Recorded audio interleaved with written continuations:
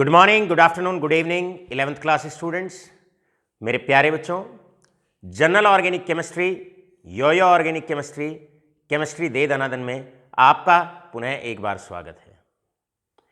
अब organic chemistry के हम उन बेसिक कॉन्सेप्ट्स को पढ़ने वाले हैं जिन पर पूरी की पूरी ऑर्गेनिक केमिस्ट्री टिकी हुई होती है।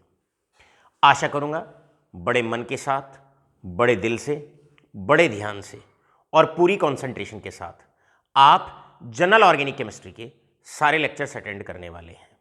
तो चलिए लेके मां सरस्वती का नाम और करते हैं शुरू यो ऑर्गेनिक केमिस्ट्री में आज का अपना काम।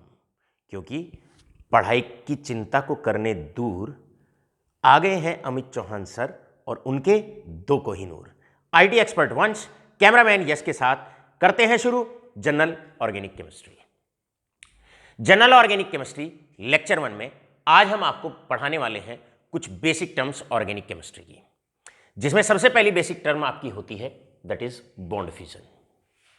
भाई सीधी सी बात है, फिजन का मतलब होता है ब्रेक करना, किसी चीज को तोड़ना, और बॉन्ड फिजन का मतलब क्या है? Breaking of a bond.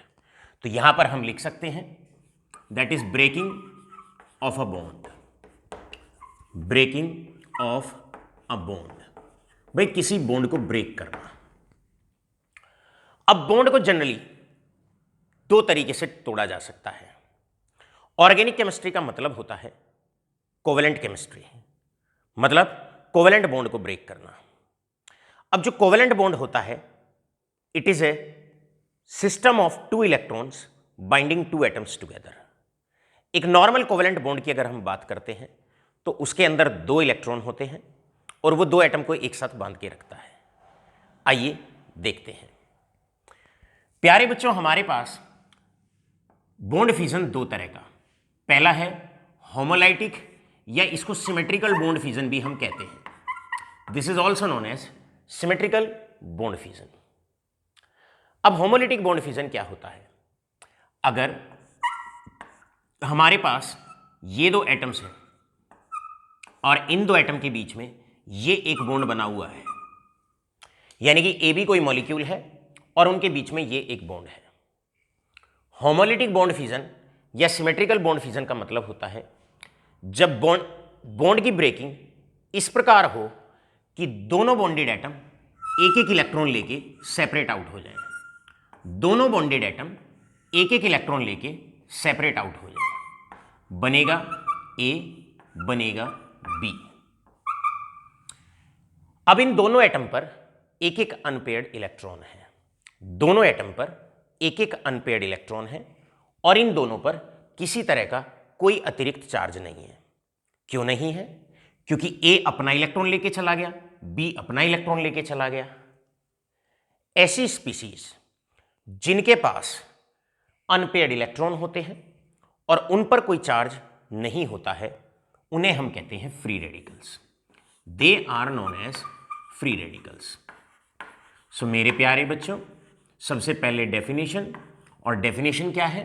Homolytic bond fission when cleavage of bond takes place in such a manner that each of the bonded atom separates out with a single electron.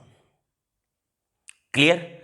जब दोनों bonded atom एक एक electron लेके separate हो जाते हैं, ये जो स्पीसीज बनती है होमोलिटिक या सिमेट्रिकल बॉन्ड फिजन के दौरान, इनको हम फ्री रेडिकल्स कहते हैं। Right, they are known as free radicals. अब मान लो बच्चों ये बॉन्ड कार्बन और कार्बन के बीच में है, मान लेते हैं कार्बन और कार्बन के बीच में है। हालांकि कार्बन से यहां अतिरिक्त 3 बॉन्ड और बने हुए हैं, लेकिन हम इसका एक सिंपल वर्जन सा लेते हैं। अब यहां पर आपने सिमेट्रिकल बॉन्ड फिजन कराया या होमोलिटिक बॉन्ड फिजन कराया, इस तरीके से एरो का नोटेशन होना है। एरो नोटेशन बहुत इंपॉर्टेंट है। अगर बॉन्ड बीच में से ब्रेक होता है तो आप इस तरीके से अच्छे से कर्व करके एरो को दिखाने वाले हैं। अब यहां पर इस कार्बन पे एक अनपेयर्ड इलेक्ट्रॉन, ये रहा दूसरा कार्बन, इस पे एक अनपेयर्ड इलेक्ट्रॉन। एक कार्बन का फ्री रेडिकल ये रहा और एक फ्री रेडिकल ये रहा। यहां बनेगा फ्री रेडिकल ऑफ कार्बन और इधर भी बनेगा फ्री रेडिकल ऑफ कार्बन। अब बच्चों, अगर कभी भी रिएक्शन जब कराते हैं तो रिएक्शन कराने के लिए हमें बॉन्ड तोड़ने पड़ते हैं। अब ये हम पर डिपेंड करता है कि हम बॉन्ड को कैसे ब्रेकआउट कराते हैं। अगर हम चाहते हैं रिएक्टेंट्स का बॉन्ड बीच में से टूटे, जैसे कि मेरे पास ये चौक होल्डर है और मैं इसे अगर बीच में से तोड़ना चाहता हूं, सिमेट्रिकली ब्रेक करना चाहता हूं, तो मुझे कुछ प्रिकॉशंस यहां पर लेने पड़ेंगे। दोनों अपने थम्स, दोनों अंगूठे बिल्कुल ऐसे लगाने पड़ेंगे और बराबर प्रेशर इधर भी और इधर भी लगाना पड़ेगा। जब हमें बॉन्ड को बीच में से ब्रेक करना होता है, होमोलिटिकली ब्रेक करना होता है, तो उसके लिए कंडीशंस ये होती हैं। इसके लिए कंडीशन ये होती है, सबसे पहले आपको रिएक्शन बहुत हाई टेम्परेचर पे करानी पड़ेगी, वेरी हाई टेम्परेचर। जब जब रिएक्शन बहुत हाई टेम्परेचर पे कराई जाएगी, जनरली रिएक्टेंट के बीच का जो बॉन्ड होगा वो सिमेट्रिकली टूटेगा, होमोलिटिकली टूटेगा। दूसरी कंडीशन बच्चों, सेकंड, अगर आप इलेक्ट्रिसिटी की प्रेजेंस में रिएक्शन कराते हैं, इलेक्ट्रिसिटी की प्रेजेंस में अगर रिएक्शन कराते हैं, तब भी जो बॉन्ड टूटता है वो बिल्कुल बीच में से टूटता है और फ्री रेडिकल्स बनते हैं। इसके बाद तीसरी रिएक्शन जो इंपॉर्टेंट है, तीसरा फैक्टर, अगर आप किसी भी रिएक्शन को पेरोक्साइड की प्रेजेंस में कराते हैं, तब भी आपका होमोलिटिक बॉन्ड फ्यूजन होता है।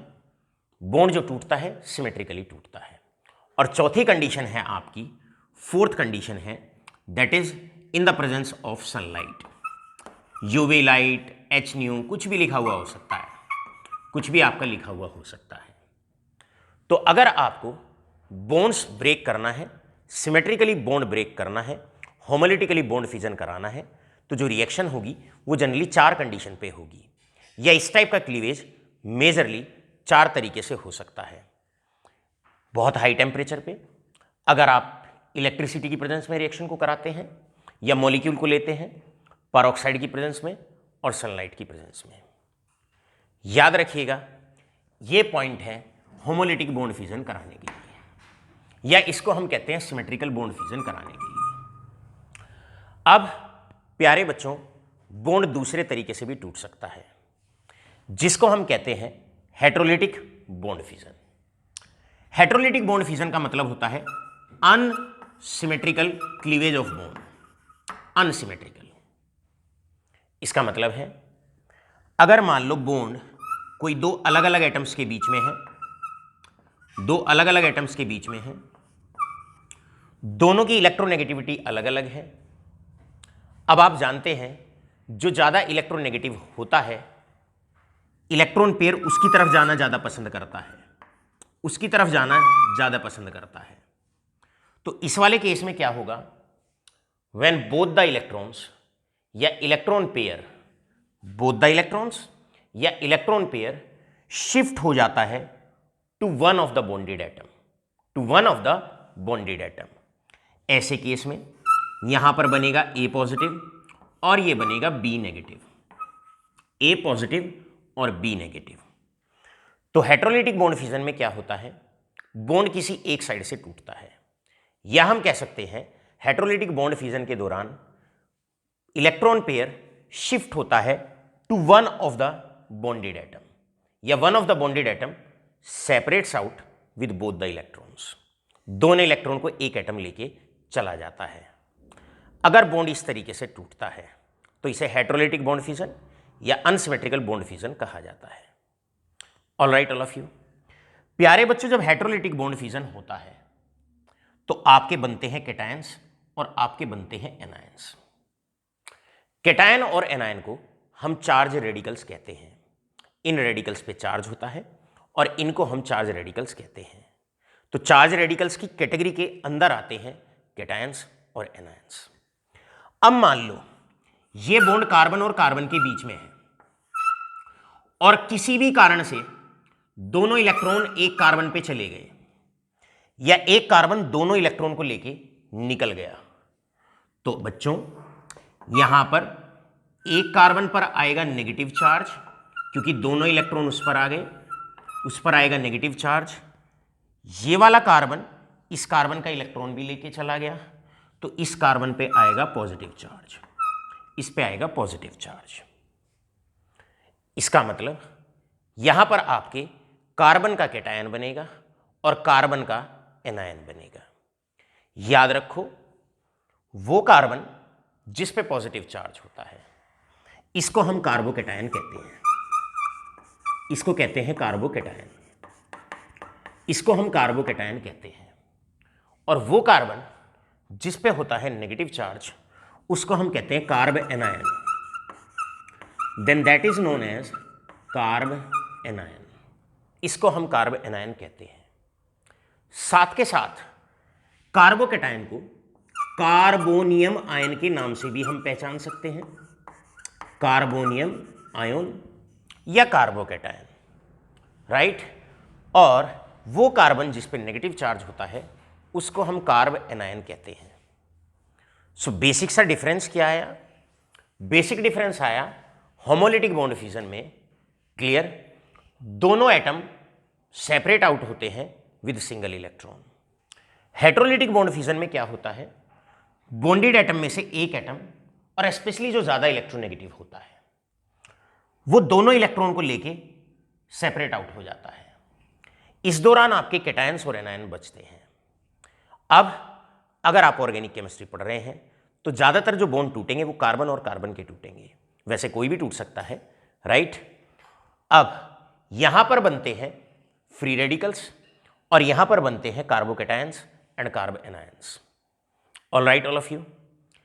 अगर आपको होमोलिटिक बॉन्ड फ्यूजन कराना है तो रिएक्शन को, रिएक्टेंट्स के बॉन्ड्स को अगर आपको बीच में से तोड़वाना है तो रिएक्शन को आप ज़्यादा टेम्परेचर इन 4 कंडीशन पे आप कराएंगे, जिनमें ऑर्गेनिक रिएक्शंस के दौरान आप ये 2 कंडीशन बहुत ज़्यादा देर तक पढ़ने वाले हैं, पेरोक्साइड की प्रेजेंस में रिएक्शन को कराना और सनलाइट की प्रेजेंस में रिएक्शन को कराना। All right all of you. अब याद रखें, अगर आपको हेटेरोलिटिक बॉन्ड फ्यूजन कराना है, if you have to carry out heterolytic bond fusion, तो बस इसकी एक ही मेजर कंडीशन होती है कि रिएक्शन को आप पोलर सॉल्वेंट्स में कराएंगे। Reaction will be carried out in polar solvents, reaction will be carried out in polar solvent. Polar solvent जैसे कि वाटर होता है, इथेनॉल होता है, ये सारे के सारे आपके पोलर सॉल्वेंट्स होते हैं। तो आशा करते हैं ब्रेकिंग ऑफ बॉन्ड 2 तरीके से होती है, कैसे होमोलिटिक होती है, किन कंडीशंस पे हेटेरोलिटिक होती है, यहां पर बनते हैं फ्री रेडिकल्स, यहां पर बनते हैं कार्बोकैटायंस एंड कार्ब एनायंस। अब यहां पर 2 तरह के सवाल आपसे पूछे जा सकते हैं, फ्री रेडिकल्स क्या होते हैं, कार्बोकैटायंस और कार्ब एनायंस क्या होते हैं। Carbocation A carbon having positive charge, carbon ion a carbon having negative charge. बच्चों, अब हमने फटाफट से नोट्स बनाने के लिए आप क्या करेंगे, यहां पर इसका भी स्क्रीनशॉट लेंगे और चलते हैं नेक्स्ट इंपॉर्टेंट कॉन्सेप्ट की तरफ। अब बारी है आपको कुछ क्वेश्चंस सॉल्व करने की, या किस तरीके से बॉन्ड का क्लीवेज करना है, बॉन्ड फ्यूजन करना है, आइए उसको सीखने का प्रयास करते हैं। क्वेश्चन है, so arrow notations in the following molecules. हमारे पास ए मॉलिक्यूल है दैट इज CH3 और यहां पर इसका बॉन्ड बना हुआ है कॉपर से। बी, हमारे पास ये है CH3 और यहां पर है NO2। यहां पर आपको बॉन्ड का क्लीवेज दिखाना है कि बॉन्ड किस तरीके से टूटेगा। प्यारे बच्चों, आप जानते हैं कॉपर मेटल होता है और कार्बन आपका नॉन मेटल होता है। एक मेटल है, एक नॉन मेटल है, यानी कि कार्बन की इलेक्ट्रोनेगेटिविटी कॉपर से ज्यादा है। यहां पर अगर इसको हम पानी में डाल दें, पोलर सॉल्वेंट में डाल दें, तो हेटेरोलिटिक बॉन्ड फ्यूजन होगा। अब ये हेटेरोलिटिक बॉन्ड फ्यूजन आप कैसे दिखाने वाले हैं, यहां से एरो स्टार्ट करेंगे और इस प्रकार ये दोनों इलेक्ट्रॉन इस कार्बन पे चले जाएंगे। कारण क्या रहा, क्योंकि ये हाईली इलेक्ट्रोनेगेटिव एलिमेंट है। अब यहां बनेगा क्या, यहां बनेगा कॉपर आयन, क्योंकि दोनों इलेक्ट्रॉन कार्बन पे चले गए, अपना इलेक्ट्रॉन भी कार्बन ले गया और कॉपर का इलेक्ट्रॉन भी लेके चला गया, तो कार्बन पे आएगा पॉजिटिव चार्ज और ये रहा CH3। आप यहां पर इलेक्ट्रॉन पेयर दिखाएंगे और इस पर इसके कारण एक नेगेटिव चार्ज दिखाएंगे। इस प्रकार ये एक कैटायन बना और ये एक कार्ब एनायन बना, ये बना एक carb anion. All right all of you. आगे सेकेंड एग्जाम्पल अब आपके पास है। यहां पर आपको एरो नोटेशन से क्लीवेज ऑफ बॉन्ड दिखाना है। कार्बन और नाइट्रोजन का बॉन्ड है। आप लोग जानते हैं नाइट्रोजन कार्बन से ज्यादा इलेक्ट्रोनेगेटिव होता है। इसका मतलब अब अगर इस रिएक्टेंट मॉलिक्यूल को मैं पोलर सॉल्वेंट वाटर में डालता हूं, तो दोनों के दोनों इलेक्ट्रॉन उस एटम के या ग्रुप के साथ जाएंगे जो ज्यादा इलेक्ट्रोनेगेटिव है। नाइट्रोजन है, साथ में 2 ऑक्सीजन भी है, पूरा का पूरा ग्रुप ज्यादा इलेक्ट्रोनेगेटिविटी को रिप्रेजेंट करता है। तो ये दोनों इलेक्ट्रॉन नाइट्रोजन के साथ चले जाएंगे, NO2 के साथ चले जाएंगे। इस दौरान इस कार्बन पे आएगा पॉजिटिव चार्ज और ये जो NO2 ग्रुप है इस पर क्योंकि इलेक्ट्रॉन पेयर चला जाएगा तो इस पे आएगा नेगेटिव चार्ज। यहां बनेगा कार्बोकेटायन। पहले वाले केस में बना कार्ब एनायन। तो कार्बन जिस पे पॉजिटिव चार्ज होता है उसको कार्बोकेटायन कहा जाता है और वो कार्बन जिस पे नेगेटिव चार्ज होता है उसे कार्ब एनायन के नाम से पहचाना जाता है। बच्चों, अभी तक के पढ़ाए हुए में इंपॉर्टेंट यही है कि आपको एरो किस तरीके से चलाना है, एरो किस तरीके से चलाना है। याद रखिएगा, कई बार बच्चे गलती ये कर देते हैं, हवा में एरो चला देते हैं। इलेक्ट्रॉन को टच करें और तब उस एरो को शुरू करें। एरो का ये जो निशान होता है ये बिल्कुल एग्जैक्टली उसी एटम पे जाए जिस पर फाइनली दोनों इलेक्ट्रॉन गए हैं। यहां पर भी आप देखिएगा कुछ बच्चे कई बार इस एरो को यहां लगा देंगे, ऐसे नहीं। दोनों इलेक्ट्रॉन नाइट्रोजन पे गए हैं तो एरो जो पॉइंट करेगा वो बिल्कुल नाइट्रोजन पे करना चाहिए, बिल्कुल नाइट्रोजन पे करना चाहिए। आशा करते हैं क्लीवेज ऑफ बॉन्ड कैसे करना है ये बड़े अच्छे से मेरे बच्चों के समझ में आ गया होगा। अब क्योंकि हम लोग पढ़ रहे हैं general organic chemistry, general organic chemistry में हम आपको सिखाने वाले हैं कुछ जनरल सी बातें जो ऑर्गेनिक केमिस्ट्री को समझने के लिए बहुत बहुत इंपॉर्टेंट है। अब हम आपको पढ़ाने वाले हैं second topic, and second topic is types of attacking reagent. Types of attacking reagents.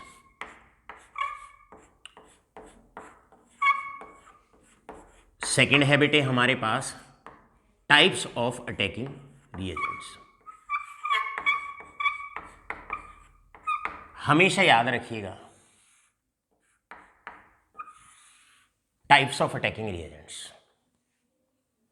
सबसे पहले किसी एक नॉर्मल ऑर्गेनिक रिएक्शन को लेते हैं। ऑर्गेनिक रिएक्शन है जैसे कि से फॉर एग्जांपल मेरे पास ये कोई मॉलिक्यूल है, ये कोई मॉलिक्यूल है, राइट। ये कोई रिएक्टेंट है, रिएक्टेंट पे हमने डाला कोई अटैकिंग रिएजेंट। एक रिएक्शन के अंदर मुख्य तौर पर 4 पार्ट होते हैं। कोई भी ऑर्गेनिक रिएक्शन है उसके 4 पार्ट होते हैं। पहला रिएक्टेंट, दूसरा AR अटैकिंग रिएजेंट, तीसरा यहां पर होता है सॉल्वेंट जिस मीडियम के अंदर रिएक्शन कराई जाती है। एक टेस्ट ट्यूब आपने लिया, उसमें आपने एल्कीन डाला, उसी टेस्ट ट्यूब में आपने अटैकिंग रिएजेंट डाला और इन दोनों को मिक्सअप करने के लिए एक सॉल्वेंट डाल दिया। तो 3 चीज हो गई बच्चों, एक रिएक्टेंट, एक अटैकिंग रिएजेंट, एक सॉल्वेंट, और यहां पर आकर आपका मान लो प्रोडक्ट बनता है इथेन। तो चौथा पार्ट हो गया प्रोडक्ट, चौथा पार्ट हो गया प्रोडक्ट। तो ऑर्गेनिक रिएक्शन के अंदर मुख्य तौर पर 4 पार्ट होते हैं। आइए रिएक्टेंट और प्रोडक्ट से तो आप बड़े अच्छे से परिचित हैं, आइए जानने की कोशिश करते हैं अटैकिंग रिएजेंट का मतलब क्या होता है। What do you mean by attacking reagent.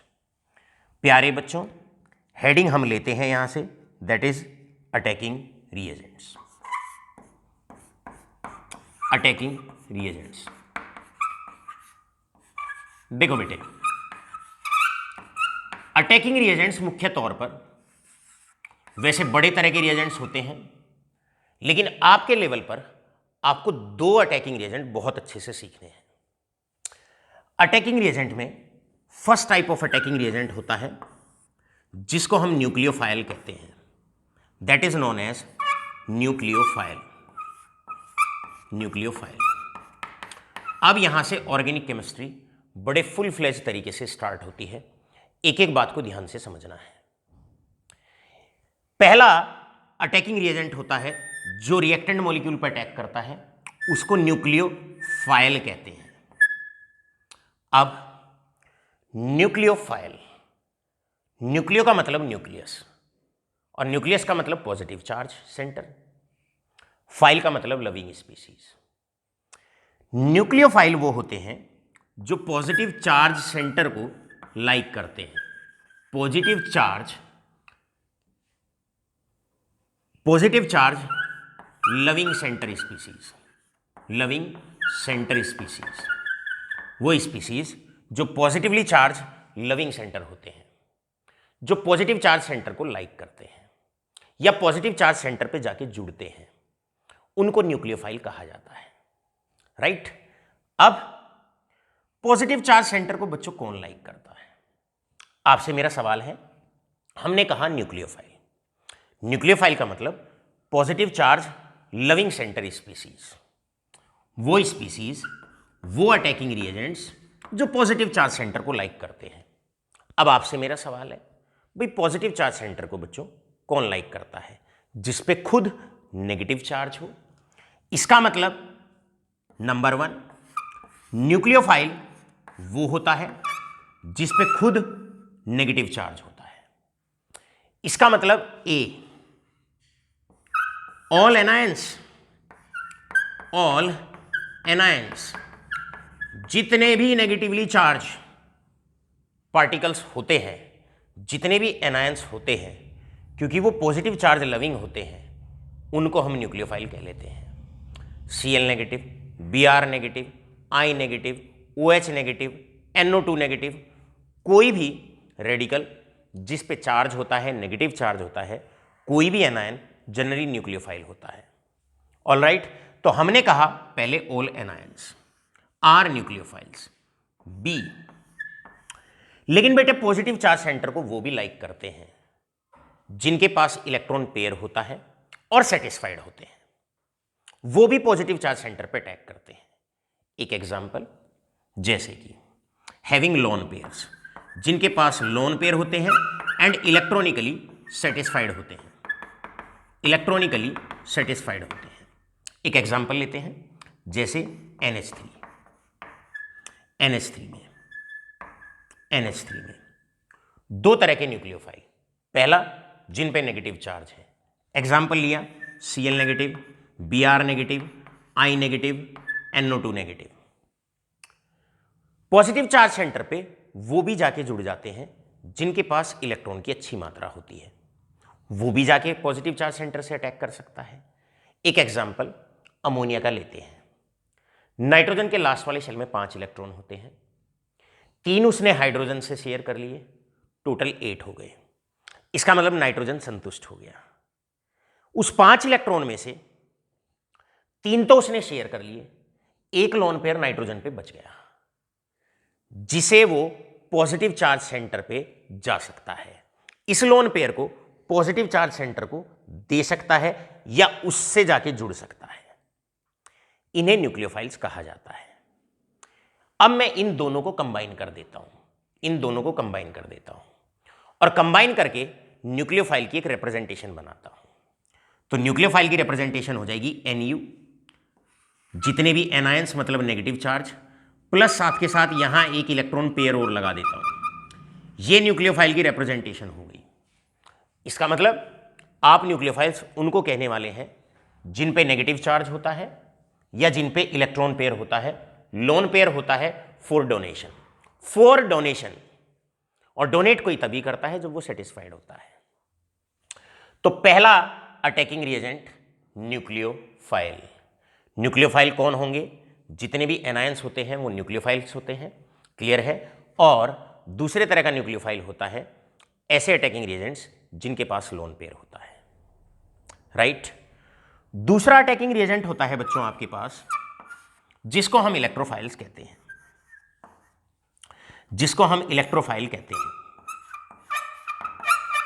सबसे पहले डेफिनेशन जानने की कोशिश करेंगे।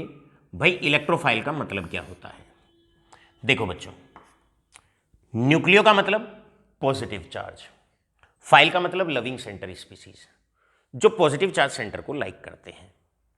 यहां पर है इलेक्ट्रोफाइल, इलेक्ट्रो का मतलब इलेक्ट्रॉन और इलेक्ट्रॉन का मतलब नेगेटिव चार्ज, फाइल का मतलब लविंग स्पीसीज, मतलब जो नेगेटिवली चार्ज सेंटर को लाइक करते हैं, negatively charge loving centre species, loving centre species, loving centre species. Electrophile का मतलब होता है ऐसे अटैकिंग रिएजेंट्स जो नेगेटिव चार्ज सेंटर को लाइक करते हैं या नेगेटिव चार्ज सेंटर पे जाके जुड़ते हैं। टाइप्स, ए टाइप। अब आप बताओ, नेगेटिव चार्ज सेंटर पे जाके कौन जुड़ेगा? नेगेटिव चार्ज सेंटर पे जाके वही जुड़ेगा जिस पे खुद पॉजिटिव चार्ज है। इसका मतलब इलेक्ट्रोफाइल के अंदर आ जाएंगे all cations, all cations. Example Mg2 positive, Cu2 positive, कोई भी कैटायन आप ले लीजिए, वो इलेक्ट्रोफाइल की कैटेगरी के अंदर रखा जाएगा, क्योंकि वो नेगेटिव चार्ज सेंटर पे जाके अटैक करेगा या उस पे जाके जुड़ेगा, उन्हें इलेक्ट्रोफाइल कहते हैं। तो इलेक्ट्रोफाइल के अंदर सभी कैटायंस आ गए। सेकंड, ऐसे न्यूट्रल मॉलिक्यूल्स भी नेगेटिव चार्ज सेंटर पे जाके जुड़ते हैं जिनके पास इलेक्ट्रॉन का अभाव होता है, जिनके पास इलेक्ट्रॉन की कमी होती है। इसका मतलब electronically deficient negative charge centre पे तो वही जाएगा ना बच्चों जिसके पास इलेक्ट्रॉन की कमी है। अब हमारे पास ऐसे भी बड़े सारे मॉलिक्यूल्स होते हैं, क्लियर है, जिनके पास मॉलिक्यूल बनने के बाद भी इलेक्ट्रॉन की कमी रह जाती है। एग्जाम्पल हम लेते हैं बेटे AlCl3, AlCl3 लेते हैं। एल्यूमिनियम के वैलेंस शेल में 3 इलेक्ट्रॉन, 3 उसने क्लोरीन से शेयर कर लिए, टोटल इसके लास्ट वाले शेल में हुए 6 इलेक्ट्रॉन। और हम जानते हैं किसी एटम को सेटिस्फाई होने के लिए वैलेंस शेल में कम से कम 8 इलेक्ट्रॉन होने चाहिए। तो अब ये एक इलेक्ट्रॉनिकली डेफिशिएंट मॉलिक्यूल है, ये भी एक ऐसे सेंटर पे जाना पसंद करेगा जहां इसको इलेक्ट्रॉन मिले, यानी कि एक ऐसे सेंटर पे जाके अटैक करेगा जो नेगेटिव चार्ज होगा। क्लियर है? इसीलिए इस मॉलिक्यूल को, इस इलेक्ट्रॉन डेफिशिएंट कंपाउंड को भी इलेक्ट्रोफाइल के नाम से पहचाना जाएगा, इलेक्ट्रोफाइल के नाम से पहचाना जाएगा। तो एक बार हल्का सा रिवाइज करते हैं, और रिवीजन में ये है टाइप्स ऑफ अटैकिंग रिएजेंट। पहला न्यूक्लियोफाइल, जो पॉजिटिव चार्ज सेंटर को लाइक करते हैं या उन पे जाके जुड़ते हैं। न्यूक्लियोफाइल 2 तरह का होता है, एक जिन पे नेगेटिव चार्ज होता है या जिन पे लोन पेयर होता है। दूसरे अटैकिंग रिएजेंट होते हैं इलेक्ट्रोफाइल, जो नेगेटिव चार्ज सेंटर को लाइक करते हैं। नेगेटिव चार्ज सेंटर को 2 लाइक कर सकते हैं, जिन पे या तो पॉजिटिव चार्ज होता है या इलेक्ट्रॉनिकली डेफिशिएंट होते हैं, या इलेक्ट्रॉनिकली डेफिशिएंट होते हैं। इलेक्ट्रोफाइल को बच्चों हम ऐसे रिप्रेजेंट करते हैं ई पॉजिटिव से, इसको ई पॉजिटिव से, क्योंकि इलेक्ट्रोफाइल सभी कैटायंस इलेक्ट्रोफाइल की कैटेगरी के अंदर आते हैं, इसलिए ई के ऊपर पॉजिटिव चार्ज लगा दिया। ये इंडिकेट करता है दैट इज ऑल कैटायंस। प्यारे बच्चों, अटैकिंग रिएजेंट्स में एक और कैटेगरी आपकी आती है, और एक और कैटेगरी आती है सी कैटेगरी, जिसको हम एम्बीफाइल्स कहते हैं। एम्बीफाइल्स, एम्बीफाइल्स, एम्बीफाइल्स का मतलब होता है जो पॉजिटिव चार्ज सेंटर पे भी अटैक कर सकता है और नेगेटिव चार्ज सेंटर पे भी अटैक कर सकता है, जो पॉजिटिव चार्ज सेंटर पे भी जाके जुड़ सकता है और जो नेगेटिव चार्ज सेंटर पे भी जाके जुड़ सकता है। ऐसे अटैकिंग रिएजेंट्स को हम एम्बीफाइल्स कहते हैं। एग्जाम्पल जैसे कि H2O, एग्जाम्पल हमारे पास H2O हो गया, एग्जाम्पल हमारे पास H2SO4 हो गया। Ambiphiles can act as both electrophile as well as nucleophile. आशा करते हैं सेकंड टॉपिक अटैकिंग रिएजेंट्स आपको अच्छे से पता चल गया होगा। क्लियर है? चलो तो बच्चों लीजिएगा इसका स्क्रीनशॉट और हम बढ़ते हैं आगे की तरफ। अब आपको बारी है इस क्वेश्चन को सॉल्व करने की। आपको जब भी कोई अटैकिंग रिएजेंट दिया जाए तो सबसे पहले आपके दिमाग पे क्लिक करना चाहिए कि वो एक इलेक्ट्रोफाइल है या न्यूक्लियोफाइल है। जनरली आपके लेवल्स पे हम एमबी फाइल्स कम देते हैं। तो आपके पास अब बेटा एक क्वेश्चन है सेलेक्ट देम एज इलेक्ट्रोफाइल्स या कैटेगराइज देम एज इलेक्ट्रोफाइल्स और न्यूक्लियोफाइल्स। आपको बताना है इन सब अटैकिंग रिएजेंट्स में से कौन सा इलेक्ट्रोफाइल है और कौन सा न्यूक्लियोफाइल है। प्यारे बच्चों, क्लास 12 तक जब जब ये दो शब्द आए इलेक्ट्रोफाइल और न्यूक्लियोफाइल, तुरंत अपने माइंड में एक इमेज बना लीजिएगा कि न्यूक्लियोफाइल वो होते हैं ऐसे, बस उसकी रिप्रेजेंटेशन जिस पर या तो नेगेटिव चार्ज होता है या सेटिस्फाई होने के बाद लोन पेयर होता है। और इलेक्ट्रोफाइल को आप ऐसे बना लेंगे ई पॉजिटिव, मतलब जिन पे पॉजिटिव चार्ज होता है या जो इलेक्ट्रॉनिकली संतुष्ट नहीं होते उन्हें इलेक्ट्रोफाइल कहा जाता है। अब न्यूक्लियोफाइल वो जिन पे नेगेटिव चार्ज, किसी भी अटैकिंग रिएजेंट पे अगर आपको नेगेटिव चार्ज दिखता है, अगर नेगेटिव चार्ज दिखता है तो बिना किसी संकोच के वो आपका एक न्यूक्लियोफाइल है। तो ये भी न्यूक्लियोफाइल है, ये भी न्यूक्लियोफाइल है, ये भी न्यूक्लियोफाइल है और ये भी न्यूक्लियोफाइल है। All anions are nucleophiles. साथ के साथ ऐसे मॉलिक्यूल भी न्यूक्लियोफाइल होते हैं जो इलेक्ट्रॉनिकली सेटिस्फाइड होते हैं और उनके पास लोन पेयर होता है। इलेक्ट्रॉनिकली सेटिस्फाइड होते हैं और लोन पेयर होता है। यहां पर लोन पेयर दिखा, फिर चेक करो क्या यह संतुष्ट भी है। दो इलेक्ट्रॉन पेयर इधर हैं, दो नाइट्रोजन के इधर हैं, दो उसने हाइड्रोजन से शेयर कर रखे हैं 6 और दो इधर है। नाइट्रोजन के लास्ट वाले शेल में 8 इलेक्ट्रॉन्स हैं, एक लोन पेयर है, तो इलेक्ट्रॉनिकली सेटिस्फाइड है और लोन पेयर है। यह भी न्यूक्लियोफाइल की कैटेगरी में रखा जाएगा। यह भी न्यूक्लियोफाइल, यह भी न्यूक्लियोफाइल, क्योंकि नाइट्रोजन के लास्ट वाले शेल में 8 इलेक्ट्रॉन हैं और साथ के साथ एक लोन पेयर है। तो न्यूक्लियोफाइल के अंदर सभी एनायंस आते हैं और ऐसे मॉलिक्यूल्स जिन पे लोन पेयर होता है बशर्ते वो इलेक्ट्रॉनिकली सेटिस्फाइड हो। राइट, अब चलते हैं इलेक्ट्रोफाइल्स की तरफ। इलेक्ट्रोफाइल्स उन्हें कहा जाता है जिन पे पॉजिटिव चार्ज होता है। किसी भी आयन पे अगर आपको पॉजिटिव चार्ज दिखता है, निसंकोच होकर आप उस पर बिना किसी ज्यादा गहराई में जाए हुए तुरंत उसे आप इलेक्ट्रोफाइल की कैटेगरी में रख देंगे। लेकिन साथ के साथ इलेक्ट्रोफाइल हमारे वो भी होते हैं जिन पे इलेक्ट्रॉन की कमी होती है। भाई पॉजिटिव चार्ज मतलब जिनके पास इलेक्ट्रॉन की कमी होती है। दूसरी कैटेगरी आती है ऐसे न्यूट्रल मॉलिक्यूल्स जो इलेक्ट्रॉनिकली सेटिस्फाइड नहीं होते, वो भी आपके इलेक्ट्रोफाइल्स होते हैं। BF3 की अगर हम बात करें, बोरॉन के लास्ट वाले शेल में 3 इलेक्ट्रॉन होते हैं, 3 उसने फ्लोरीन से शेयर कर लिए, टोटल 6 इलेक्ट्रॉन हो गए।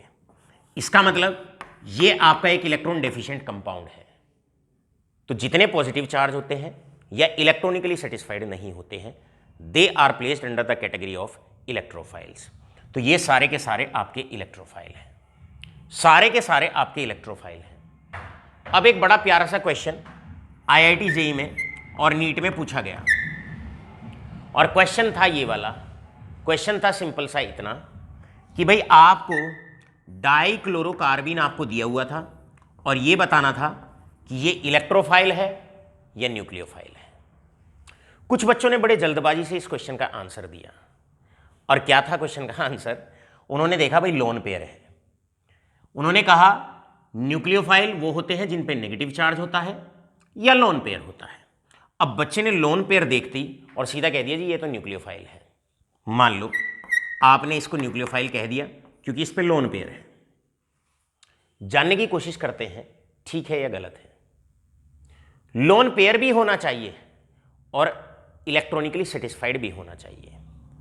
अगर इसके स्ट्रक्चर को ओपन करते हैं, ये कार्बन क्लोरीन ऐसे 2 इलेक्ट्रॉन ये शेयर किए, 2 इलेक्ट्रॉन ये शेयर किए और 2 इलेक्ट्रॉन ये रहे। बेटा इसके पास तो 6 इलेक्ट्रॉन्स हैं, ये इलेक्ट्रॉनिकली सेटिस्फाइड नहीं है, ये इलेक्ट्रॉन डेफिशिएंट मॉलिक्यूल है। और हम जानते हैं जिन पे पॉजिटिव चार्ज होता है या जो इलेक्ट्रॉन डेफिशिएंट होते हैं, they are not nucleophiles, they are not nucleophiles, they are electrophiles, वो इलेक्ट्रोफाइल्स होते हैं। तो याद रखो, डाइक्लोरोकार्बीन आपका एक इलेक्ट्रोफाइल है, आपका ये न्यूक्लियोफाइल नहीं है। तो लोन पेयर जब आप देखें तो इस बात का ध्यान रखेंगे, स्पेशली न्यूट्रल मॉलिक्यूल्स का, अगर इलेक्ट्रॉनिकली सेटिस्फाइड है तब तो वो न्यूक्लियोफाइल है, और लोन पेयर होने के बावजूद भी अगर वो इलेक्ट्रॉनिकली सेटिस्फाइड नहीं है, मतलब वो इलेक्ट्रॉन डेफिशिएंट है, तो वो आपका एक इलेक्ट्रोफाइल है। आशा करता हूं न्यूक्लियोफाइल्स, इलेक्ट्रोफाइल्स आपके बड़े अच्छे से क्लियर हो गए होंगे। चलो तो बेटे, लो फटाफट से स्क्रीनशॉट और बढ़ते हैं अब हम नेक्स्ट कॉन्सेप्ट की तरफ। आपने स्क्रीनशॉट ले लिया, चलिए अब हम चलते हैं जनरल ऑर्गेनिक केमिस्ट्री में। जनरल ऑर्गेनिक केमिस्ट्री के अंदर अब बारी है most important concept, and that is basically electronic effects. आपको बॉन्ड फ्यूजन क्लियर हो गया, अटैकिंग रिएजेंट क्लियर हो गए, अब चलते हैं इलेक्ट्रॉनिक इफेक्ट्स। ऑर्गेनिक मॉलिक्यूल्स के अंदर इलेक्ट्रॉन्स की शिफ्टिंग से या इलेक्ट्रॉन्स के ट्रांसफर से जो इफेक्ट मॉलिक्यूल के अंदर आता है उसको इलेक्ट्रॉनिक इफेक्ट कहा जाता है, या फिर इसे हम ये कह सकते हैं वो इफेक्ट जो इलेक्ट्रॉन डेंसिटी एटम्स पे चेंज करते हैं। किसी भी इफेक्ट से अगर इलेक्ट्रॉन डेंसिटी चेंज होती है तो ऐसे इफेक्ट को इलेक्ट्रॉनिक इफेक्ट कहा जाता है, the effect that changes the electron density. अब जानने की कोशिश करते हैं ऑर्गेनिक मॉलिक्यूल्स में ऐसे कौन कौन से इफेक्ट्स होते हैं जिससे इलेक्ट्रॉन डेंसिटी चेंज होती है। सबसे पहला कॉन्सेप्ट आता है, सबसे पहला इलेक्ट्रॉनिक इफेक्ट आता है, and that is electromeric effect. बच्चों याद रखना, केवल इलेक्ट्रॉन्स का मूवमेंट होगा, केवल इलेक्ट्रॉन की डेंसिटी चेंज होगी, बाकी कोई और नहीं, एटम वगैरह बाकी कुछ नहीं। देखिए चलते हैं इलेक्ट्रोमेरिक इफेक्ट। पहला electronic effect electromeric effect. Electromeric effect की डेफिनेशन जानने की कोशिश करते हैं। पहले इसकी डेफिनेशन है shifting of pi electrons to one of the multiple bonded atom in the presence of attacking reagent. इसका मतलब डेफिनेशन में ही दो बातें बड़ी इंपॉर्टेंट हैं। पहला, shifting of pi electrons to one of the multiple bonded atom in the presence of attacking reagent. इसका मतलब पहली कंडीशन ये है, ये इफेक्ट वहां देखने को मिलेगा जहां पर आपको मल्टीपल बॉन्ड्स देखने को मिलेंगे, मतलब या तो डबल बॉन्ड हो या ट्रिपल बॉन्ड हो ऑर्गेनिक मॉलिक्यूल में, वहां तो ये इफेक्ट देखने को मिलेगा, अदरवाइज ये इफेक्ट देखने को नहीं मिलेगा। तो पहली कंडीशन पाई बॉन्ड्स होने चाहिए, मतलब डबल बॉन्ड या ट्रिपल बॉन्ड होना चाहिए। एग्जाम्पल, एल्कीन है उनके अंदर देखने को मिलेगा, एल्काइन है उनके अंदर देखने को मिलेगा, कार्बोनिल है उनके अंदर, कीटोन है उनके अंदर देखने को मिलेगा, एल्डिहाइड है इनके अंदर देखने को मिलेगा। और दूसरी एक और इंपॉर्टेंट कंडीशन है, अटैकिंग रिएजेंट भी होना चाहिए। अब आप जानते हैं अटैकिंग रिएजेंट दो तरह के, अटैकिंग रिएजेंट दो तरह के, एक हमारा न्यूक्लियोफाइल एनायंस और एक हमारा इलेक्ट्रोफाइल जिन्हें हम कैटायंस कहते हैं। तो इस इफेक्ट के लिए दो कंडीशन, मॉलिक्यूल के अंदर पाई बॉन्ड होना चाहिए और अटैकिंग रिएजेंट भी वहां पर होना चाहिए, तब इलेक्ट्रोमेरिक इफेक्ट आपको देखने को मिलेगा। जानने की कोशिश करते हैं कैसा होता है इलेक्ट्रोमेरिक इफेक्ट। नंबर ए, ये दो तरह का होता है, एक प्लस इलेक्ट्रोमेरिक इफेक्ट, या इसको हम इलेक्ट्रॉन रिलीजिंग इलेक्ट्रोमेरिक इफेक्ट के नाम से भी पहचानते हैं, इलेक्ट्रॉन रिलीजिंग इलेक्ट्रोमेरिक इफेक्ट। जानने की कोशिश करते हैं किस टाइप का ये इफेक्ट होता है। ये इस टाइप का इफेक्ट होता है, मान लो मेरे पास कोई कीटोन है, I have a ketonic molecule, यहां पर इससे यहां आर लगा हुआ है, यहां आर लगा हुआ है, इनसे कोई मतलब नहीं, मॉलिक्यूल के अंदर मल्टीपल बॉन्ड है। अब मैं यहां पर लेके जाता हूं, that is E positive. Attacking reagent लेके गया जिस पे पॉजिटिव चार्ज है। अब आपके पास मल्टीपल बॉन्डेड मॉलिक्यूल भी है, आपके पास अटैकिंग रिएजेंट भी है। तो ये इफेक्ट क्या कहता है? Shifting of pi electron to one of the multiple bonded atom in the presence of attacking reagent. अब ये जो पाई इलेक्ट्रॉन है, ये जो पाई इलेक्ट्रॉन है, ये इन दोनों एटम्स के बीच में शेयर्ड है। अब ये पाई इलेक्ट्रॉन शिफ्ट हो जाएंगे या तो ऑक्सीजन पे या कार्बन पे, बशर्ते अगर वहां कोई अटैकिंग रिएजेंट आ गया। अटैकिंग रिएजेंट भी है, मल्टीपल बॉन्डेड मॉलिक्यूल भी है। अब ये पाई इलेक्ट्रॉन दोनों बॉन्डेड एटम से किसी एक पे शिफ्ट हो जाएंगे। हम जानते हैं ऑक्सीजन कार्बन से ज्यादा इलेक्ट्रोनेगेटिव है, ये दोनों इलेक्ट्रॉन पेयर उठ के ऑक्सीजन पे चले जाएंगे। इस पे नेगेटिव चार्ज, इस पे पॉजिटिव चार्ज। अब ये जो अटैकिंग रिएजेंट है, ये है इलेक्ट्रोफाइल, ये वहां जाके ऐड होगा जहां पर इसे नेगेटिव चार्ज मिलेगा। इलेक्ट्रोफाइल वहां जाके ऐड होगा जहां पर उसको नेगेटिव चार्ज मिलेगा। तो फाइनली बच्चों हमारे पास ये सिनेरियो बनेगा, R R this is oxygen, और यहां पर जाके जुड़ गया ई, इस कार्बन पे रह गया पॉजिटिव चार्ज। तो हुआ क्या? पाई इलेक्ट्रॉन शिफ्ट हो गए to one of the multiple bonded atom, और जो अटैकिंग रिएजेंट है वो भी उसी एटम पे जाके जुड़ा जिस पे फाइनली इलेक्ट्रॉन गए। अगर जिस एटम पे पाई इलेक्ट्रॉन जाते हैं, अगर अटैकिंग रिएजेंट भी उसी एटम पे जाके जुड़ता है, इलेक्ट्रॉन यहां गए, यहीं पे आपका अटैकिंग रिएजेंट जाके जुड़ा, दोनों की साइट अगर सेम है तो उसे कहेंगे electron releasing electromeric effect. Clear है? Electron releasing electromeric effect. पहला पॉइंट, मल्टीपल बॉन्डेड ग्रुप होना चाहिए, मॉलिक्यूल होना चाहिए, एक अटैकिंग रिएजेंट होना चाहिए। अब पाई इलेक्ट्रॉन शिफ्ट करेंगे to one of the multiple bonded atom, और जिस एटम पे पाई इलेक्ट्रॉन गए अगर उसी पे अटैकिंग रिएजेंट गया तो दोनों की साइट रही सेम, जिधर इलेक्ट्रॉन गए उधर ही अटैकिंग रिएजेंट गया, उसी एटम पे आपका अटैकिंग रिएजेंट गया। तो इसे कहा जाएगा इलेक्ट्रॉन रिलीजिंग इलेक्ट्रोमेरिक इफेक्ट। यहां पर आप नोट करें, plus E effect is shown by electrophiles. इसको इलेक्ट्रोफाइल्स शो करेंगे, इलेक्ट्रोफाइल शो करेंगे। अटैकिंग रिएजेंट वहां जा रहा है जहां पर नेगेटिव चार्ज है, इसका मतलब वो इलेक्ट्रॉन को लाइक करता है, और इलेक्ट्रॉन को लाइक कौन करता है? इलेक्ट्रोफाइल। तो प्लस इफेक्ट आपको तब देखने को मिलेगा जब अटैकिंग रिएजेंट के तौर पर एक इलेक्ट्रोफाइल आ रहा है। इसे आप नोट करें। चलते हैं सेकेंड पार्ट की तरफ। सेकेंड पार्ट, नेक्स्ट इफेक्ट होता है माइनस, यानी कि इलेक्ट्रॉन विड्रॉइंग इलेक्ट्रोमेरिक इफेक्ट। अब मान लो बच्चों आपके पास ये कोई कीटोनिक मॉलिक्यूल है, मल्टीपल बॉन्डेड ग्रुप है आपके पास।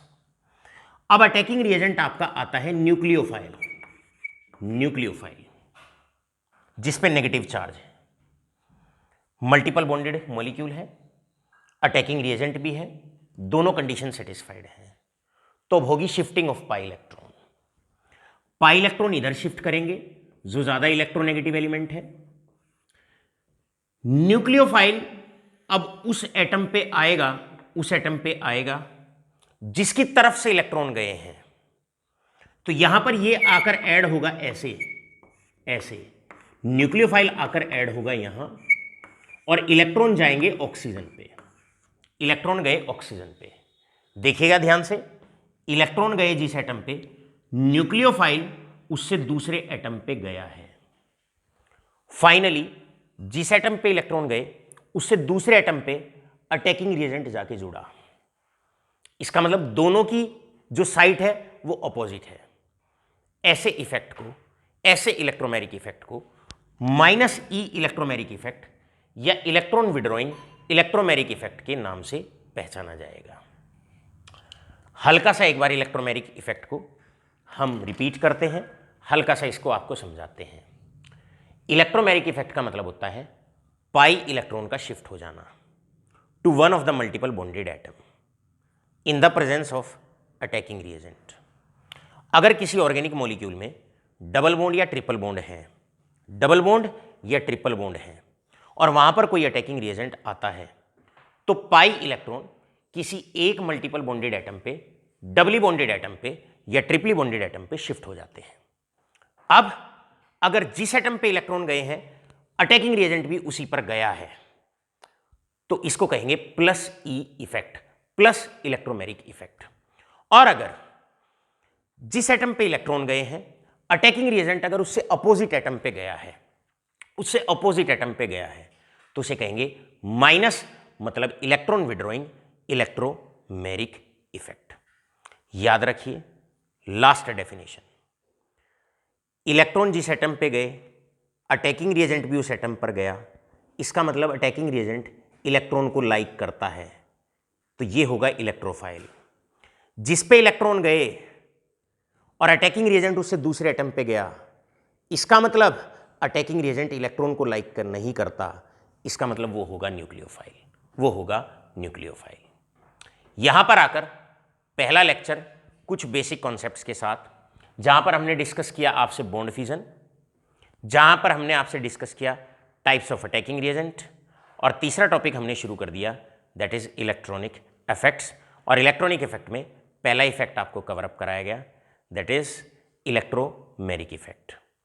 ऑर्गेनिक केमिस्ट्री में पर डे जितना आपको करा दिया जाए अच्छे से आपको रिवाइज करना है, राइट, लिख लिख के देखना है। बहुत बहुत धन्यवाद।